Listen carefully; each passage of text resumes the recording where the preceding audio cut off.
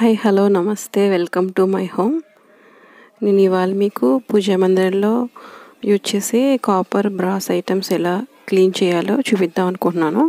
తక్కువ టైంలో తక్కువ ఖర్చుతో ఎక్కువ రోజులు షైనింగ్ ఉండేలా, బ్లాకిష్ రాకుండా మంచిగా షైనింగ్ ఒక 3-4 months వరకు అలా ఉండేలా ఏం చేయాలో చూపిద్దాం అనుకుంటున్నాను.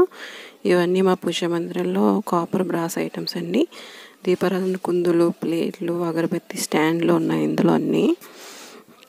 ఇవన్నీ మంచి షైనింగ్ వచ్చేలా ఏం చేయాలో మీకు చెప్దాం అనుకుంటున్నాను. ఇది కాపర్ ఉర్లి అండి.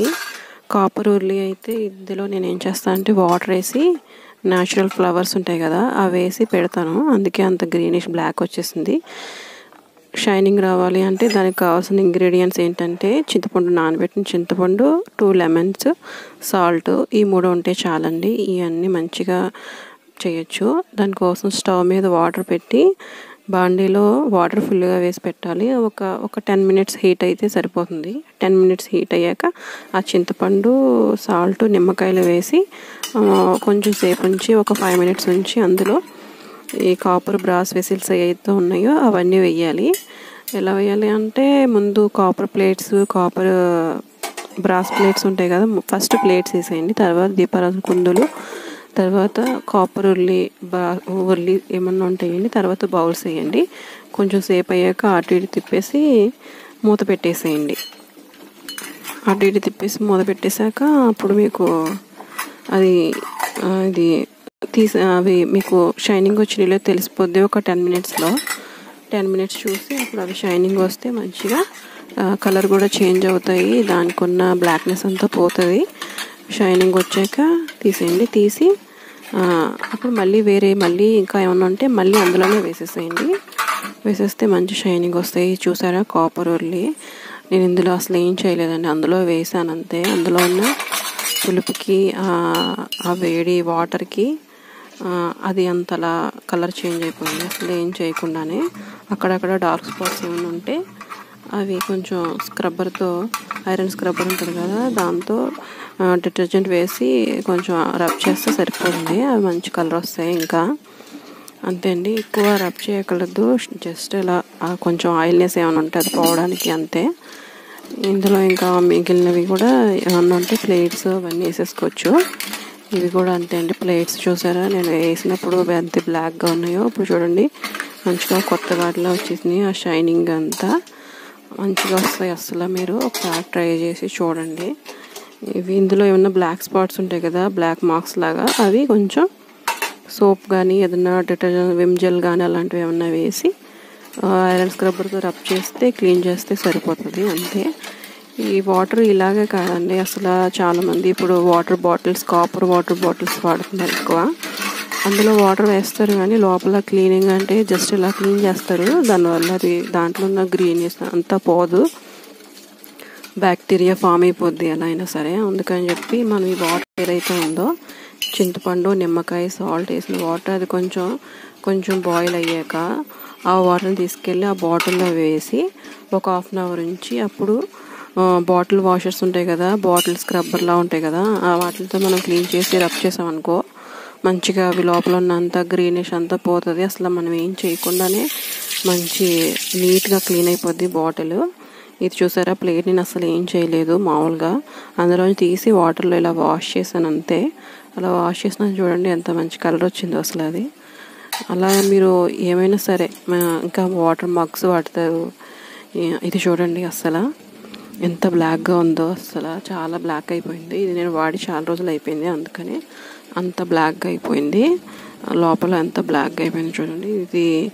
ఇది వాటర్లో పెట్టేటప్పుడు మాత్రం ఒక ఎక్కువ లేకుండా ఒక 3 కానీ 4 కానీ ఉండేలా చూసుకొని 3-4 items వేస్తే సరిపోయేలా ఉండేలా చూసుకోండి. 3-4 items వేస్తే అందులో అవి కొంచెం బాగా బాయిల్ అవుతాయి కదా, అందుకని అటు ఇటు కదపడానికి కూడా బాగుంటుంది. అంత బ్లాక్నెస్గా వచ్చేసింది. మీరు కొంచెం ఒక 10 minutes మిగిలిన వాటికన్నా కొంచెం ఎక్కువ టైం పడుతుంది. దానికి మీరు ఇలా తిప్పేసి ఒకసారి ప్లేట్ మూత పెట్టేసేయండి. మూత పెట్టేసి అప్పుడు ఒక 10 minutes ఆగాక అప్పుడు చూడండి అసలు మీరు ఇప్పుడు చూడండి అసలు అది ఎంత బాగా వస్తుందో షైనింగ్. అసలు చూడండి, అసలు నేనేం చేయకుండానే అది అంత కలర్ చేంజ్ అయిపోయింది. అందులో ఉన్న నిమ్మకాయ పులుపుకి, చింతపండు పులుపుకి అది అంతలా అయిపోతుంది. ఇది ఓల్డ్ పద్ధతి అండి. దాంట్లో కొంచెం ట్రెండీగా, కొంచెం న్యూగా ట్రై చేశాను అంతే. అంతగా ఏమీ లేదు. ఆ చింతపండుకి, ఆ పులుపుకి అది అంతా బ్లాక్నెస్ అంతా పోతుంది. ఇది వరకు వాడేదే కానీ మనం హ్యాండ్స్ వాష్ చేయకుండా, ఎక్కువ రబ్ చేయకుండా, స్క్రబ్ చేయకుండా ఇలా చేస్తే ఈజీగా అయిపోతాయి. టైం సేవ్ అవుతుంది మనకి.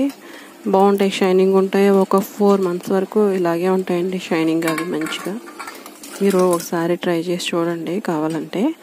అందులో ఇంకా లోపల ఏమన్నా బ్లాక్ స్పాట్స్ ఏమైనా ఉన్నా సరే, బ్లాక్నెస్ కానీ ఏమన్నా ఉంటే మీరు ఐరన్ స్క్రబ్బర్తో కొంచెం డిటర్జెంట్ వేసి రబ్ చేస్తే సరిపోతుంది అంతే. రబ్ చేస్తే అయిపోతుంది. ఇంకా చాలా బాగా వస్తాయి వైట్గా. ఇంకోండి నేను చేసినవన్నీ ఒక్క 30 minutes అంటే 30 minutes మీరు వీటి కోసం కేటాయిస్తే సరిపోతుంది. మంచిగా కలర్ వస్తాయి. నేనైతే మంత్లీ క్లీన్ చేసుకుంటాను. వీక్లీ అయితే డిటర్జెంట్తోనే, ఓన్లీ విమ్ జెల్తో కానీ ఏదన్నా డిష్ వాషర్తో వాష్ చేసుకుంటాను. అంతేగాని మంత్లీ మాత్రం ఈ ప్రాసెస్ చేస్తాను.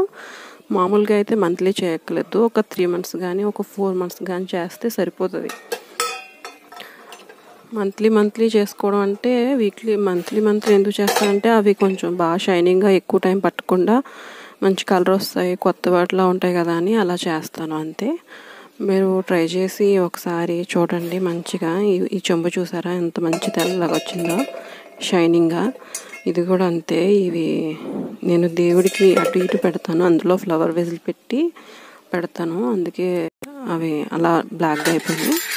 ఈ ప్లేట్స్ ఏమో అక్షంతలు, కుంకుమ, పసుపు వేస్తాం కదా, ఆ ప్లేట్స్ అవి కూడా పసుపు, కుంకుమ అన్నీ పట్టేసి బ్లాక్గా అయిపోయినాయి. మనం ఏం చేయకుండానే అవి మంచిగా కలర్ వస్తాయండి. మీరు ట్రై చేసి ఒకసారి చూడండి, మీకు కూడా తెలుస్తాయి. ఇంత బ్లాక్గా ఉన్నాయి, ఎంత షైనింగ్ వచ్చినాయో మీరు కూడా చూసి చెప్పండి. Thanks for watching.